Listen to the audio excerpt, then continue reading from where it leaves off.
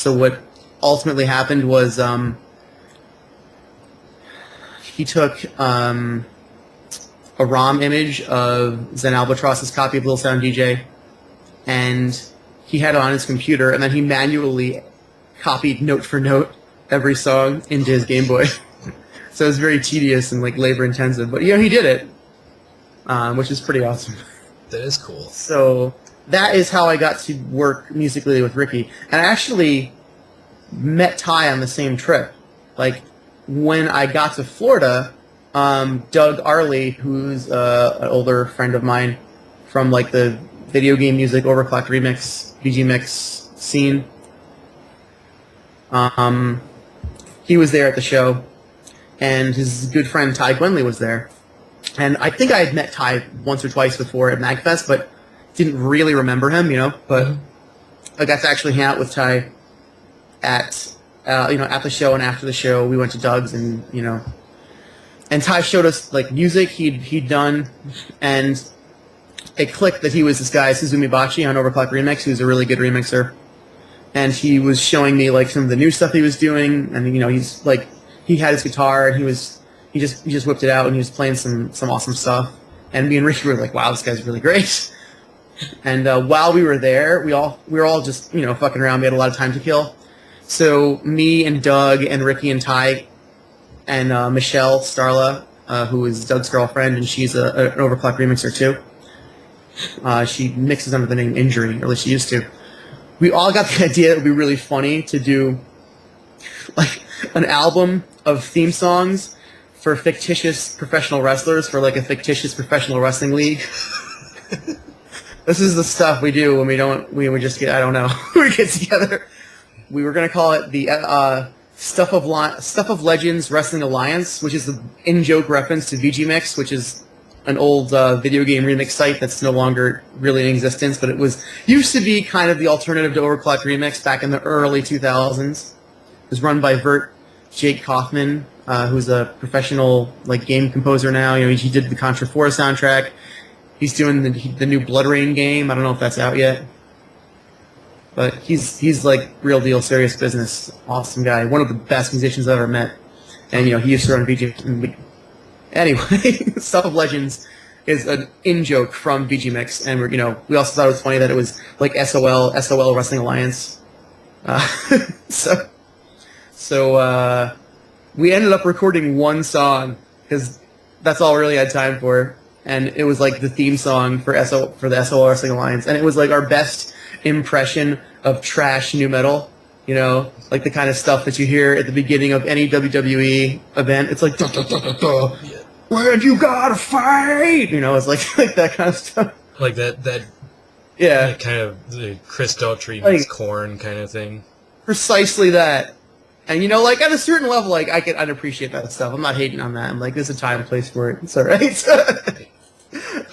We came up with a song that was like, I don't want to have to fight, but I'm at so well, in a love so well, in a love so well. And it was just like complete nonsense, complete crap. But I like hummed a melody, and Ty, over the course of like an hour, wrote like a MIDI arrangement, and then he like added the soft synths to it, so they were all like real instruments, and like cut up a drum loop real quick, and then play guitar over it, chugga chugga chugga, and like recorded my vocals, and he was so fast and so good, and like he's left a big impression. So later, me and Ricky back at our houses, we were trying to record some demos of us doing stuff together, because we had gotten the idea to put out an album of just like guitar and chiptune and vocal music together on the tour, since we spent so much time together. And we had the idea that Double Ice Backfire would be a really good name for a band, because it's just a great weird reference from Mortal Kombat, just the home, not just the home console versions, but only some versions of the arcade game display Double Ice Backfire. Sub-Zero shoots ice at an already frozen opponent. And we did a couple recordings, we did a couple covers just to like sort of like cut our teeth in the kind of new project we were doing, and it was alright, but I wasn't really happy with like my guitar work or my production values. It sounded really rough and like garage rock, and I wanted a more polished sound. So I thought maybe we'd ask Ty if he would be into it. And we asked Ty, and Ty was like, oh, yeah, sure. And, he's really kind of like soft-spoken, like minimally communicative guy. So he was just like, yeah, I will do it. And I didn't know exactly what he was going to do. So I was like, okay, well, here's some source files for like a few demos I've written. You do whatever you want. If you want me to record guitar and bass, it'd be good. We're trying to go for like a rock sound. And, I sent him like NES file, like the NES files and the vocals. And then he sent back like amazing rock arrangements.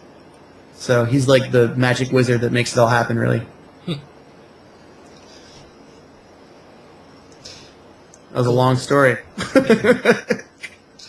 I was I feel like I'm fucking the interview up. I had like 14 questions, and I think that too much on one question.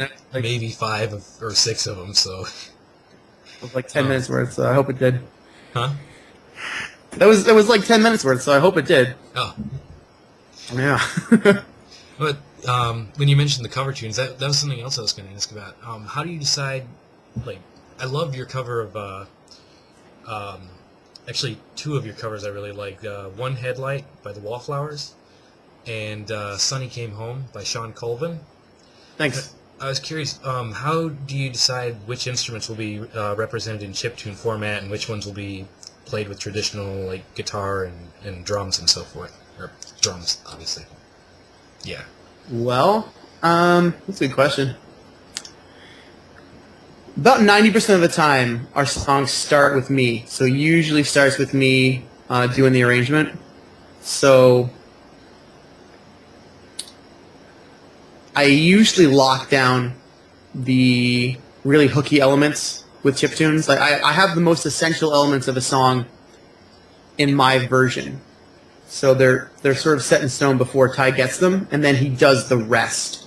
So what usually, not always, but what usually ends up happening is that any memorable instrumental hooks that might have been like guitar licks in the original version are done chiptune, just because that's how our process works. But if I would prefer, something to be done in guitar, I will deliberately leave that riff out, and then I won't even have to tell Ty, hey, do play that riff. Because the riff's not there in the original, it's an integral part of the song. He must, I'll add it in guitar or piano or something. So, kind of like that. That answers my question. Is the song Tip Et Faux Motab based on a video game? Yeah, that's based on Mortal Kombat. Is it? There was an album in the early 90s by Lords of Acid under the guise of the Immortals, and it was like they were hired to do a Mortal Kombat album, and they wrote a theme song for every character except Reptile. So we thought it'd be funny to do like a theme song for Reptile. And it's just pretty much Reptile's story without naming any specifics, And one of the things that will happen if you leave a Mortal Kombat 1 arcade machine on, occasionally it will just, like, in attract mode, it will show a picture of Reptile at the bottom of the pit, his stage, and it will give you tips on how to find him. And one of the tips is tip at Fomotab. That's the whole tip, which is bottom of the pit backwards. And another tip is blocking will get you nowhere. So that line appears in the song. That explains an awful lot to me. Because cool. like listening to the song, I kind of thought, this sounds like it would be very fitting for an old NES game like Solstice or something like that. It's that kind of story. And whatnot. Yeah. It's got those archetypes. Yeah. Speaking of which, what is your favorite NES or Super NES or Game Boy game? Oh, it's a bunch. Well, I think, I was thinking about this just the other day. It's hard to look back. It's hard to look back without bias when you think about your experiences with the game when you first got them, if you got them as a child or a young adolescent, because you're more impressionable, and you're impressionable in different ways, and you value different elements of a game at that point, So I was thinking the best experience I ever had with a game in the 16-bit or 8-bit era was Final Fantasy VI.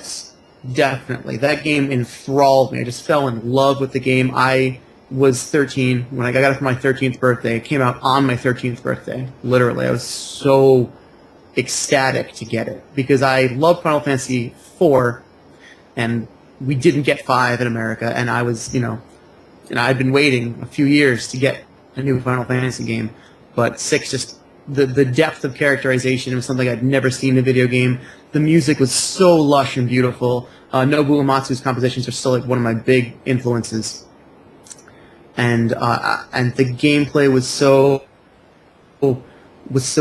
deep and expressive for an RPG at the time. You could root characters to your liking, but they also each had gameplay elements that you could not alter that were expressive of their personalities within the narrative. And they each had their own theme songs, and everything just clicked. Everything was synergistic. Every element of that game, the gameplay and the graphics and the music.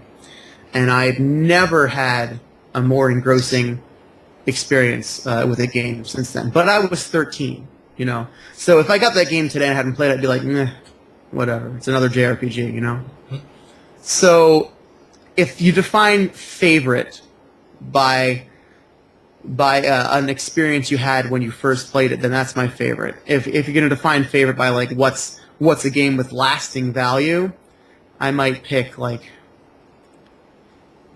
a game I could still pick up and play forever, like maybe Super Mario Brothers 3. I was actually tonight, just before I got to you on Facebook, I was playing the prototype of Super Mario Brothers 2 on my NES, like my real NES for reals. The prototype?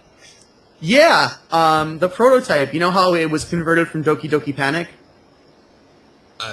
Unfortunately, no. I'm a little. You don't? No. Okay, let me tell you the story of Super Mario Brothers 2.